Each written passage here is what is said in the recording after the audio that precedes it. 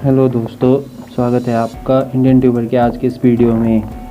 आज हम बात करने जा रहे हैं कि क्या भारत चीन के उत्पादों का बहिष्कार कर सकने की स्थिति में है। तो चलिए शुरू करते हैं।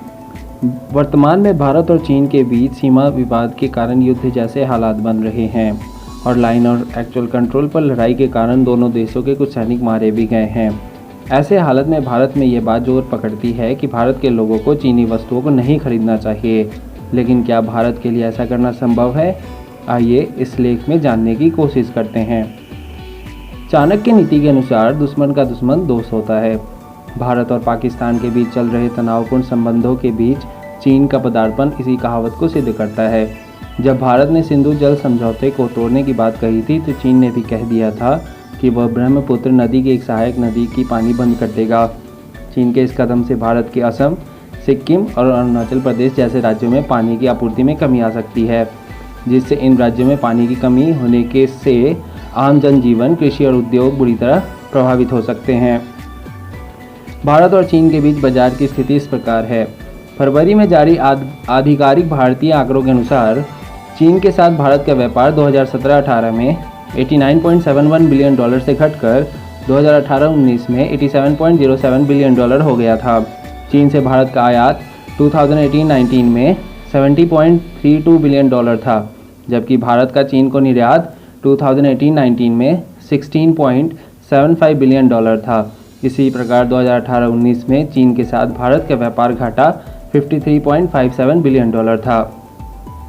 कौन कौन से उत्पाद भारत चीन से आयात करता है?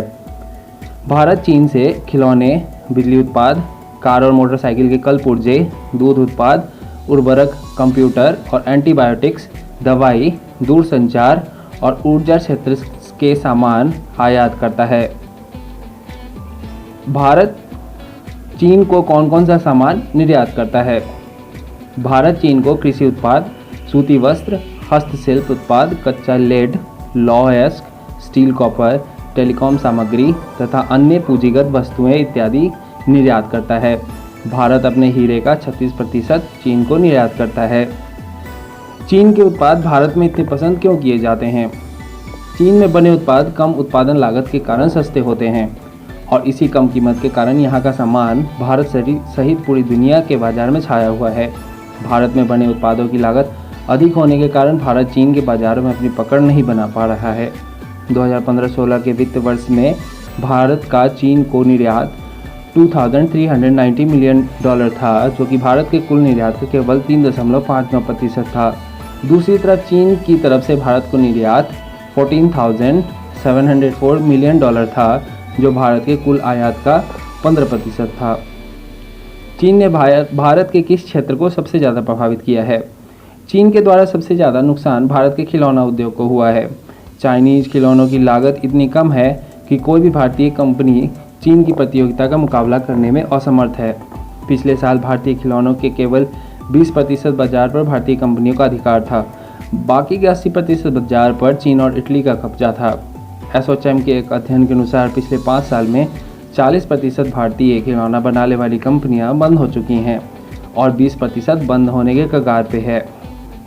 चीन ने भारत के इलेक्ट्रॉनिक उद्योग की भी कमर तोड़ दी है। इसका सबसे बड़ा उदाहरण दिवाली के मौके पर घर घर में इस्तेमाल होने वाली बिजली की लड़ियाँ हैं। इसके अलावा बिजली का लगभग हर सामान भारत के बाज़ारों में भरा पड़ा है। क्या भारत चीन के उत्पादों को भारत में आने से रोक सकता है? भारत के सामने सबसे बड़ी समस्या यह है कि WTO नियमों के कारण अब किसी देश से आयात पर पूर्ण प्रतिबंध लगाना संभव नहीं है, चाहे उस देश के साथ हमारे राजनयिक, क्षेत्रीय या सैन्य समस्याएं क्यों न हो।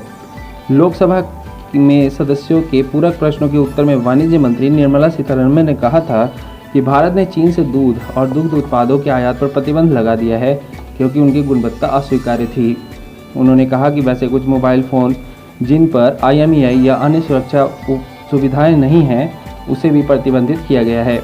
इसके साथ चीन से कुछ इस्पात उत्पादों के आयात पर भी प्रतिबंध लगा दिया गया है। यहाँ पर ध्यान देने वाली बात यह है कि भारत अपने कुल निर्यात का 8% चीन को भेजता है, जबकि चीन अपने कुल निर्यात का केवल 2% भारत को भेजता है। इस प्रकार यदि भारत चीन के उत्पादों को बंद करता है तो चीन भी ऐसा ही करेगा, जिससे ज़्यादा नुकसान चीन का न होकर भारत का होगा।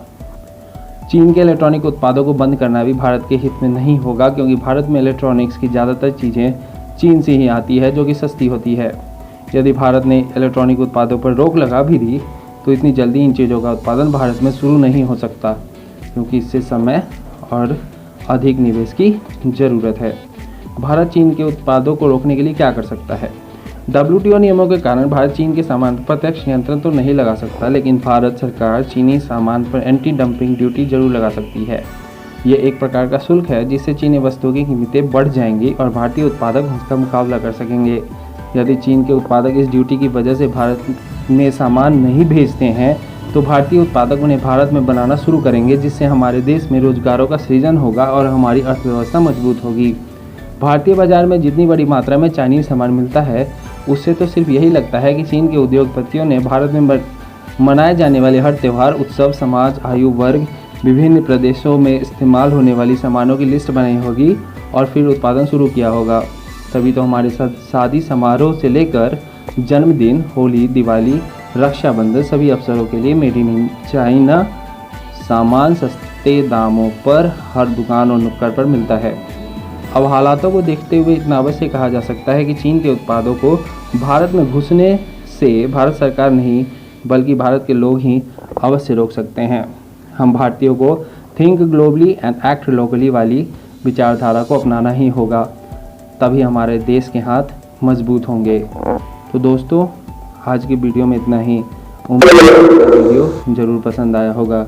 इस वीडियो को लाइक और शेयर ज़रूर करें। चैनल को सब्सक्राइब करना ना भूलें। मिलते हैं नेक्स्ट वीडियो में कुछ नए इन्फॉर्मेशन के साथ। नमस्कार दोस्तों।